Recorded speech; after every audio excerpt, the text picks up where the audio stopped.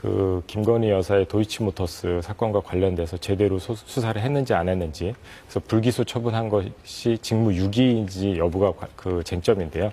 사실은 보면은 검찰에서 그 보도자료를 통해서 발표한 바에 따르면은 이게 일임 계좌를 이용했고 공모했다는 증거가 없고 이런 부분을 들고 있고요. 반면에 그 국회 측에서 제시한 그 탄핵 소추안, 소추 의결서를 보면은 이에 대해서 어떤 녹취 파일이라든지 아니면 이거에 대해서 문자를 제공했는데 이거에 대해서 실체적으로 어떤 것이 맞는지에 대해서 헌재에서 판단한 다음에 결정할 것으로 보여집니다. 네. 지금까지 백인성 기자와 이야기 나누고 있는데요. 계속해서 탄핵 심판 선고를 앞둔 두 건의 사건, 또 어떤 사건들인지 이야기 나눠보도록 하겠습니다. 헌법재판소가 이창수 서울중앙지검장 등 검사 3명과 최재해 감사원장에 대한 국회 탄핵 심판 청구 결과를 기각하고 또 기각 결정에 대한 이야기를 나눠봤는데요. 백인성 법조 전문 기자와 이야기 나눠보도록 하겠습니다. 다시 한번 정리 부탁드리겠습니다. 최재해 감사원장에 대한 기각 이유 어떻게 정리할 수 있을까요?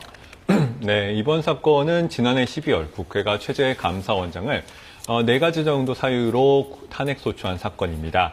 먼저 독립성 위반이죠. 감사원장의 경우에는 이 최 원장이 감사원이 대통령의 국정 운영 지원 기관이다. 이런 식으로 말했기 때문에 감사원의 독립성을 침해했다. 이런 이유가 가장 주된 이유였는데요. 현재 헌법재판소는 그 독립성 위반 부분에 대해서 독립성을 위반하지 않았다. 이런 결정을 내렸습니다. 정확히는 탄핵소추 사유가 되지 않는다. 이런 부분이고요.